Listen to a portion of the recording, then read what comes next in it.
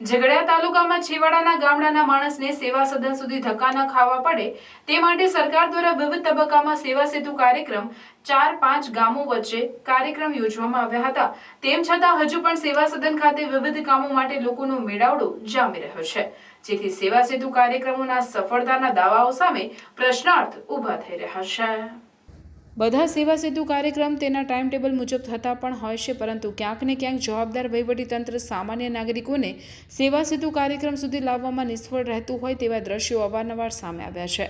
ઝઘડિયા સેવા સદન ખાતે ગામે ગામથી નાગરિકો પોતાના વિવિધ કામ માટે અહીં આવતા હોય છે, ત્યારે સેવા સદનમાં પગ મૂકવાની પણ જગ્યા હોતી નથી। આધાર કાર્ડ સાથે અન્ય સરકારી દસ્તાવેજો લિંક કરવાનું કામ હોય, સુધારા વધારાનું કામ હોય કે રેશન કાર્ડને આધાર કાર્ડ સાથે લિંક કરવાનું કામ હોય, સેવા સદન ઝઘડિયામાં હંમેશા ભારે ભીડ જામેલી હોય છે। ત્યારે તંત્ર દ્વારા જાહેર કરાયેલ અને યોજાયેલ સેવા સેતુ કાર્યક્રમ કેટલા સફળ રહ્યા તે આ ભીડને જોઈને એના પરથી ફલિત થાય છે। પોતાનો રોજગાર, મજૂરી, નોકરી ધંધા છોડીને રેશન કાર્ડને આધાર કાર્ડ સાથે લિંક કરવા આખા પરિવાર સાથે સેવા સદન ખાતે આવવું પડતું હોય છે। તેમાં પણ વળી સરકારી સોફ્ટવેર એટલું ગૂગલ ગતિએ ચાલે છે કે ઓપરેટર પણ થાકી જાય છે અને સેવા સદનમાં આવેલા નાગરિકો પણ થાકી જાય છે।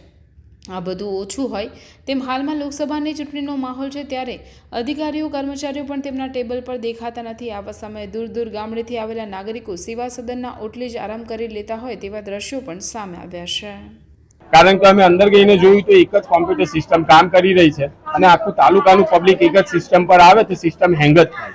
જે સિસ્ટમના અભાવના કારણે આ લોકોને તકલીફ પડી છે, તો એક સરકાર એવી રીતે કંઈક પ્લાનિંગ કરે કે આ લોકોના જે દુકાનધારકો છે એ દુકાનધારકોની ત્યાં જ આ લોકોના અંગૂઠા પડી જાય। અને જો સરકારે કદાચ વેબસાઇટ બનાવી હોય તો આ લોકો સુધી એ વેબસાઇટ પહોંચી નથી, તો એને પહોંચાડવાના આ લોકો તંત્ર કંઈક ને કંઈક જગ્યાએ ફેલ થયું છે, જેના કારણે આ જે અસુવિધા છે આટલા લોકોનો જે આજે દિવસ આજે બગડો છે। સવારે 9 વાગ્યાથી લોકો આવ્યા છે, ત્રાહીમામ પુકારી ઉઠ્યા છે અને હજુ આ 1 વાગ્યા સુધી કોઈ ઠેકાણા નથી। હવે કહે છે કે સર્વર ડાઉન છે, એટલે આ પબ્લિકે હું ભાડા ખર્ચીને આ ધંધામાં વાપરવાના છે।